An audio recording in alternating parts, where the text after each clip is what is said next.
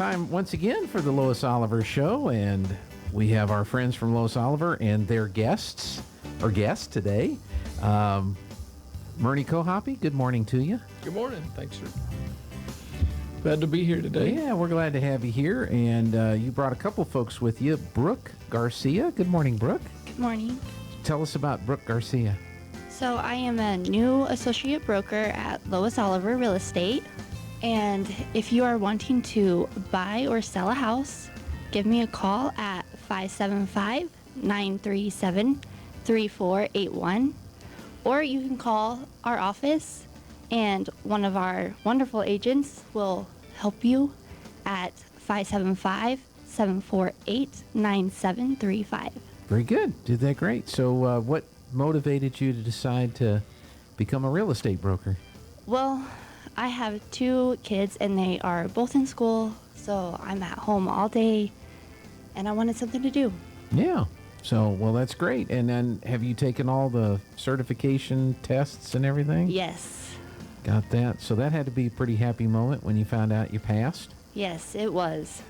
So, well, good. And they're giving you all the wonderful listings, right? Hopefully. No, that's good. So that means you're growing over there at Lois Oliver Real Estate. Is this an addition to the crew? We are. A new girl, Megan Thurman, she's been in real estate for several years, and she's also coming on. So we're getting a full house over there. Well, that's pretty exciting. And you brought another guest with you today. We do. Mr. Byron Landfair, who a lot of people have said is the actual person you talk to if you want to know what's going on with the city of Artesia. Good morning to you, Byron. Good morning, Gene. Yeah, glad you could be with us. And Murnie, what do we want to have Byron talk about today? Well, we were discussing the water rates. There's some changes coming up there. I think that was a big topic. We were talking to John Henry the other day, and he mentioned that, and thought we'd get somebody smart in here to tell us what's going on. Well, and if you already own a home and are paying the water bill, you're probably pretty familiar with the water bills. If you're considering buying a home, that's probably one of the things that people ask about is, well, what are the water rates in Artesia?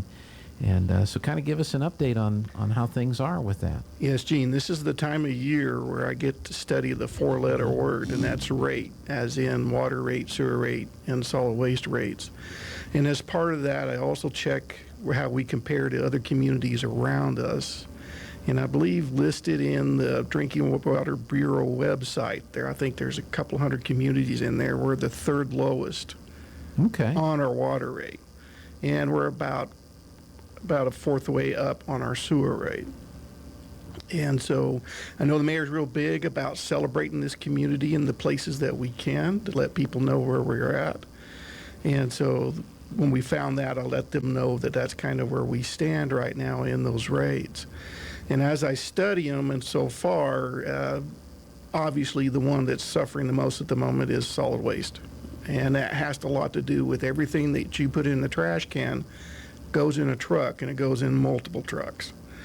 And so the supply chain stuff that we were kind of talking about earlier really hammers me on that. The cost of fuel hammers me on that, the cost of tires and all that stuff, because everything you throw in a trash can goes in a trash truck, then it goes out to the transfer station, and we put it in a trailer, and then we turn around and take that trailer out to Sandpoint.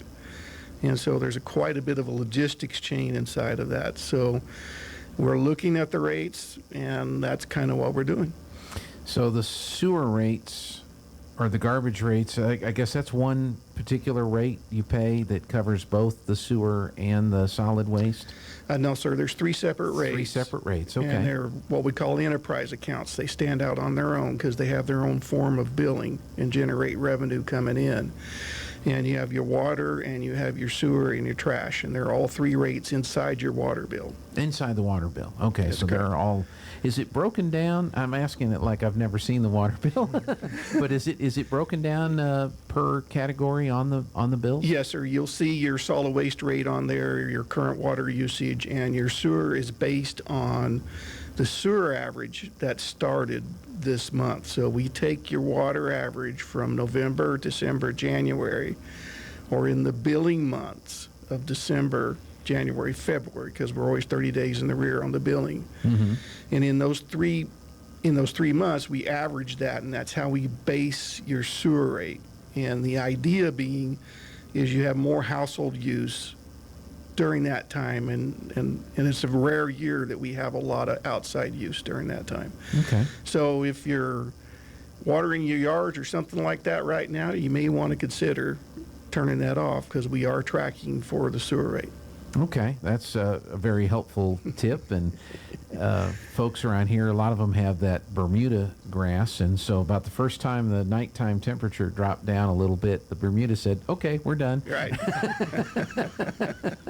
And so you get that all taken care of. You can probably cut back on your water. How's our sewer plant? Is it able to handle? We've had a lot of growth, a lot of new homes that have been built.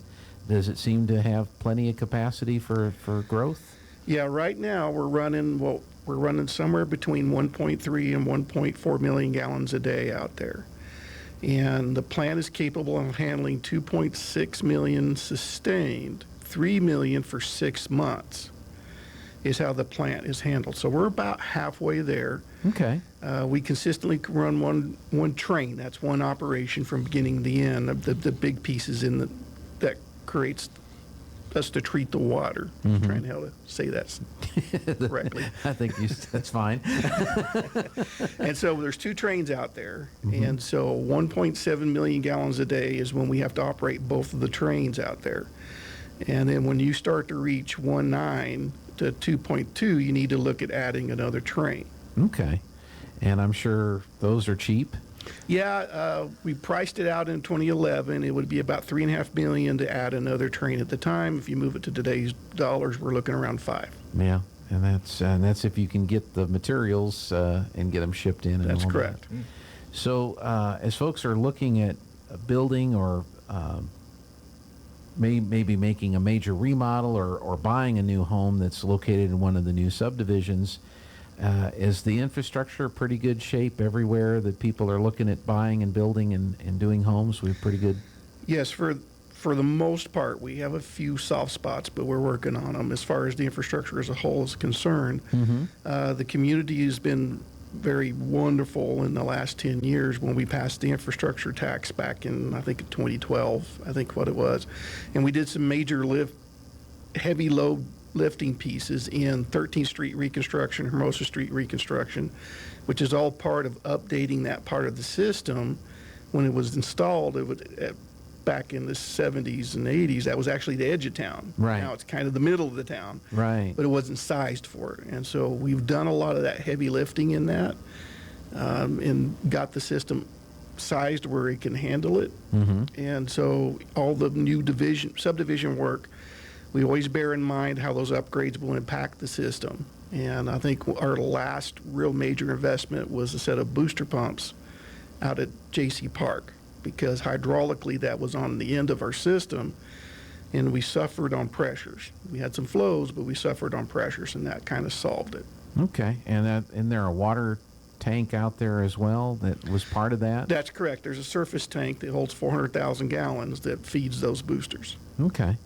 So that has really helped out, and I guess, Murnie, when people are looking at buying houses anywhere in town, they really, if they ask about pressure and water flow, you're able to answer that it's pretty good pretty much everywhere in town. It is. I'd sold some homes in the past, and people were, kind of disappointed at the water pressure, but that's been remedied. I mean, it's all working well now. Yeah, that's a good thing. Few years, it's really come on. Yeah, and it's probably helpful to know that the water rates in Artesia and the sewer rates are how they compare to other communities around us. So that's a benefit, I guess, to have it where we sit on the scale, which you said is on the lower end of what it could be. Yes, sir. Okay, well that's not a bad thing, is it? I hope not. And as long as everything's being taken care of, people, I'm sure, don't think about it because everybody's busy and they've got all kinds of things going on. But those trash trucks have tires, and they need oil changes, and they have maintenance cycles and all this other kind of stuff. And Yeah, and as a standard piece of heavy truck, they only last about 5 years here. And the main reason for that is running up and down these alleys is hard on them. Plus, they're at low speeds. So they're constantly running fans and trying to keep that engine cooled along with the hydraulics. And so it wears them out faster than if you just kind of drove it back and forth on a highway, because that's kind of what those big heavy trucks are designed to do. Yeah. So, well, there's another option you could consider in the future, but we're not going to talk about that today. Lake Arthur's doing that. I don't know if you read that. They're getting ready to go electric with their school buses. So we'll see how that works out, right? That goes back to infrastructure and all the fun things like that. How much, when folks are looking at moving into town, do they get into water rates and sewer rates? Do they start asking questions like that? Usually we always try to find out, what the past history of the home has been. If we ask for, at least a year's worth of bills if we can get them, the usage. It's an important topic to a lot of people. And again, there's a lot of folks that seem surprised, tell us that's not bad. So compared to some other places they may have been. Yeah. So I guess if you're getting ready to sell a house, it might be a good idea to compile that information, because you may get that request. Yeah, we can get those utilities from, those bills a lot of times from the utilities. We can ask for that, and they'll send us a printout. The city does too, but yeah, that's an important thing that I need to always remember to have in the house, so when folks go by to see it with the broker, well, they can have that information on hand. Sure. This just kind of popped into my head, Byron. I bet the folks out at the transfer station have told you some interesting stories about things that wind up in the dumpsters that yes, wind sir. up out there. Yeah, some pretty surprising stories you get out there with live rounds and some other stuff. And it's about 3 or 4 times a year a truck will come in there smoking because they put something in the trash, and when we compressed it, it popped and started a fire. And so we got to kind of dump it out over there and get the fire put out. And I think we had one of those this week where we had the fire department out there putting a load out. So be careful when you put things in the dumpsters. Please, those trucks are expensive and they're hard for me to get. Yeah, and if that fire starts inside the truck, it could cause all kinds of damage up in there. Yeah, because there's a lot of hydraulics and electrical stuff that runs switches and stuff that makes those trucks work. Yeah, so think about that, folks. Wow. I just throw it in the trash. And the other thing too, there's been a couple of drug take-back days that have happened here in Artesia, and that's also important that people don't flush those things in the toilets, because then that winds up having to be processed out at the sewage treatment plant. Yes, and it can end up in the river, because the stuff that we treat for, that's not one of them. We mainly treat organics, obviously, and that's not one of them. So stuff like that ends up in the river potentially. Yeah, so that's not a good thing. Have you noticed anything? You obviously, well, I say obviously, you probably don't look at. You probably look at your water bill, but not everybody else's water bill. And this might be something, Murnie, that helps out somebody that's trying to sell a home, or maybe appealing to somebody who wants to buy a home, is an in-ground sprinkler system versus dragging, the hose tractor out there to try to water things. Is there any kind of statistical data, or does it indicate that it's more efficient, that it's better on the water bill if you have an in-ground system versus trying to drag the hoses out? Yeah, the main big advantage to the in-ground system is it's the timers that you can put on it, so that you're sprinkling in the wee hours of the morning, like we visited earlier about. You get more effective use from the water. Unfortunately, between 11 and about 7 p.m. during the summer, your evaporative loss to what you're doing gets to be pretty high. The other thing is, it's just simple human behavior. I don't know how many people came in have huge water bills because they were running their sprinklers and they went to work and forgot about it. Right. I think I did that once, or twice, or 3 times. So, and in-ground sprinkler systems are not horribly expensive to install, are they? No, they're a great addition. I mean, they really help, and. It's kind of funny you talk about leaving them on. I think I was accused of my front lawn looking like a rice paddy once or twice. So, it can happen. But yeah.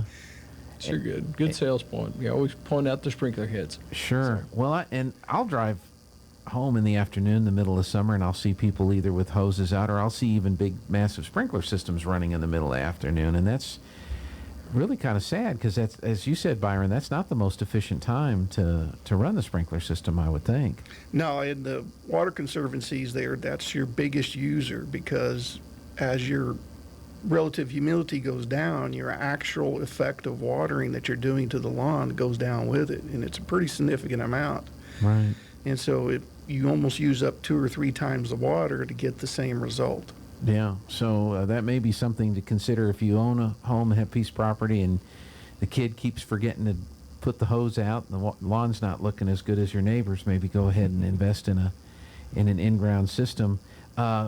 We've been through, I mean, we're kind of still in a drought cycle here in Artesia. Does Artesia have any watering restrictions right now?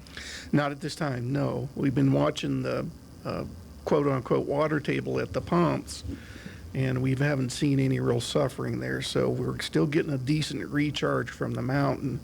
And I tease the local farmers all the time that they pray for rain in the area, and I'm always praying for rain and snow in the mountains, because Right. that's where our water comes from. Right, that's exactly right. And they had some snow up in Clodcroft here a week ago or so.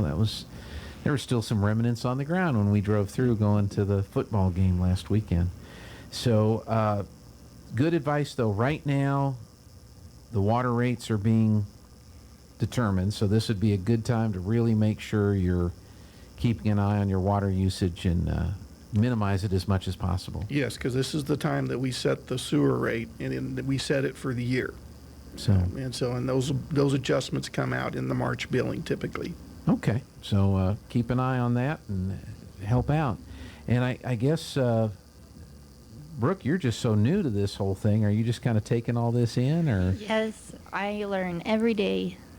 So, well, that's good. So, Murnie, we've talked before about things that people can add that help enhance the value of the home, and things that may not enhance the value of the home but are just nice creature comforts. In-ground sprinkler system, do they fall on that? Do they even get talked about, or are they on that list somewhere? They do. Actually, we're at a point now where people are more surprised when they look at a home and there's not a sprinkler system.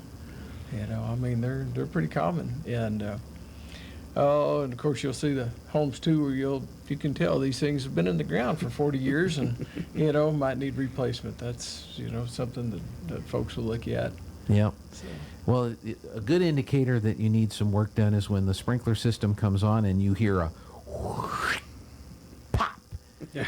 And you look out and the sprinkler head is over here and the water is just shooting up out of the ground. I have a new fountain, in fact, in front of my house. It's very pretty, Yeah, so that's a good indication that some work needs to be done. Yes, sir. Yes, there.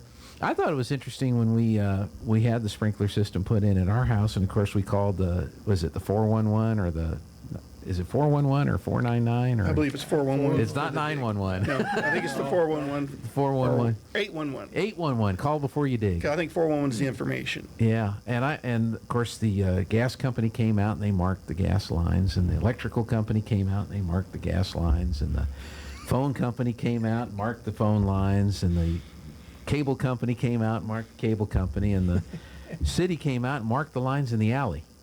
Yeah. And I said, well, we're not putting the sprinklers in the alley.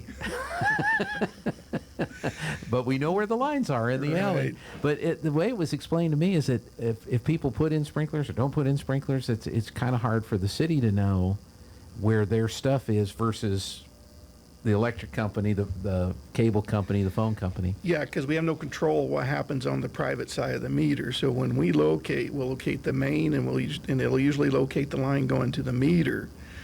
And that's because after it gets into the meter and goes to you, it becomes private property, or so to speak, at that point in time. Right. And we have no way of tracking how you did your yard, where's the line into your yard, how you did your sprinkler system. It's just not something that we do. Yeah. And oddly enough, the sewer line is almost converse. It's technically your private stuff till it hits the main line.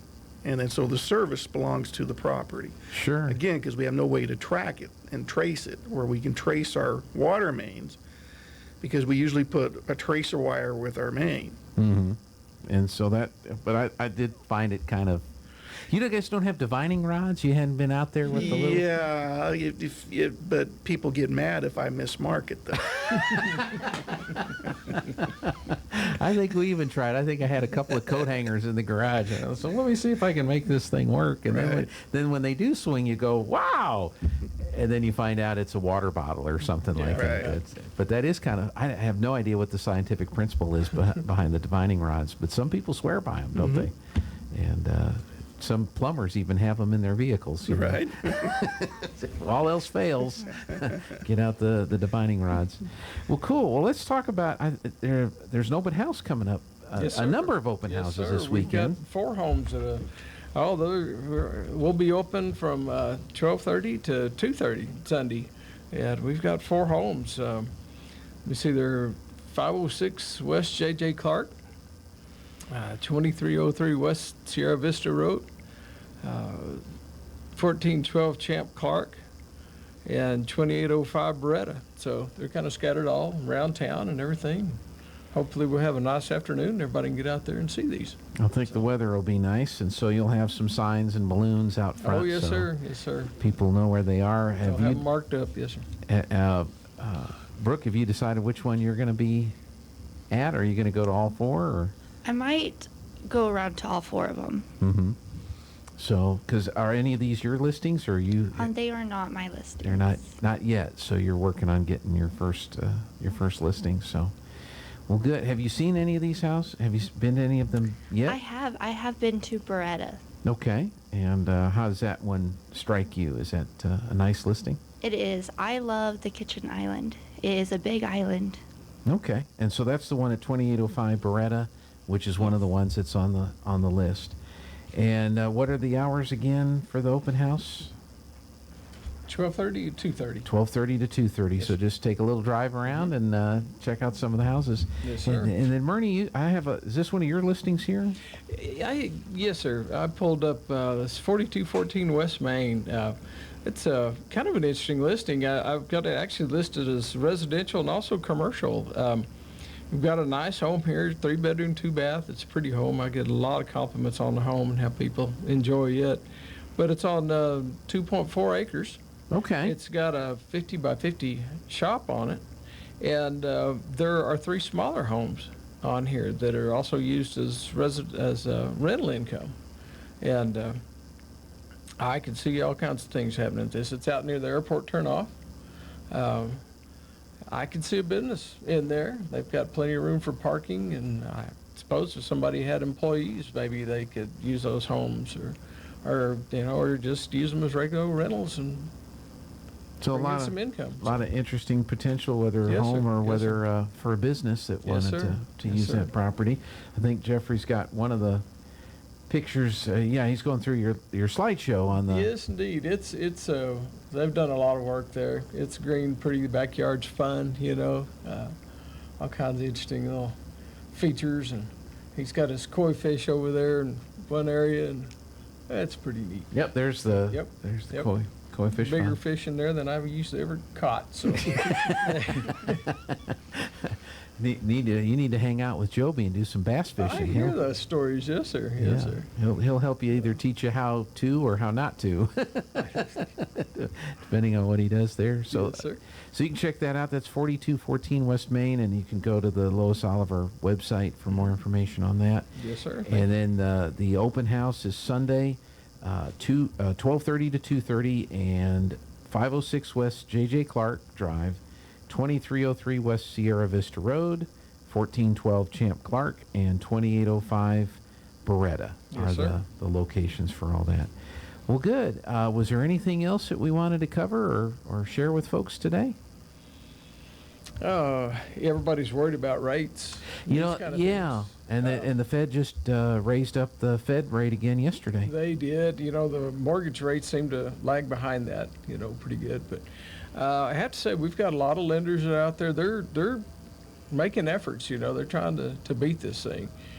We've got you'll see where you're getting a lot of help being offered by sellers on closing costs, and there are programs out there in the future might have folks in tell you about these programs where they're buying down these rates. They can knock a point off for a year, and the following year it goes up a half point, and then maybe the third year it's at the full rate. But and these vary, with credit scores and property, these kind of things. But there's a lot of efforts. People are working hard. And so, Okay, so sellers are offering maybe a little bit more Yes. to either on the points or the closing costs or something like yes, that. Yes. And then there are lending institutions that are still working hard to They help, are. help They're get these deals searching for done. answers on all this. Okay, so if you see something that you're interested in or that you like, don't hesitate to call. Absolutely, absolutely. Yeah, we've had a lot of people that were surprised when they found out what was available and what they could actually afford. So, come on down. Very good. Well, anything else we need to cover? Any other great stories, Byron? That Not at this time. well, I'm sure we'll have you back to Anytime, Gene. to share some. Byron Landfair, talk about the water rates and so forth, and we've got a pretty good deal here in Artesia so far. And Brooke Garcia, nice to meet you. Best of luck on your new career choice. And Thank you. what are your kids doing right now? They are at school right now. They're at school. So what school are they going to? My son is at Yeso in the 1st grade, and then my daughter is at Little Castle in preschool. Preschool. Okay, so they're just youngins. Yes. All right. Well, good. Well, hope everything works out well, and congratulations on the new position at Lois Oliver. Thank you. All right. And Murnie, anything else that we need to cover today? No, not offhand. I hope we get a lot of folks out for the open house. Sounds like it's going to be a nice day, so It better be. be a good thing. I have to say, even if you're not really in the market for a home, come on out anyway, because help spread the word about some of these homes. Yeah. We like it when people come in just to look around, because they talk. They tell other folks that they run into that might be looking for a home. So we value that. That's a good thing. Although if it is raining, Oh, well, that's true. Yeah, you can find out if the roof leaks or not. that's true. That's true. But let's no rain. We want nice weather for all that. So good deal. Well, thanks so much for joining us today, and we'll see you in here in a couple of weeks. Thank you, Gene. All right.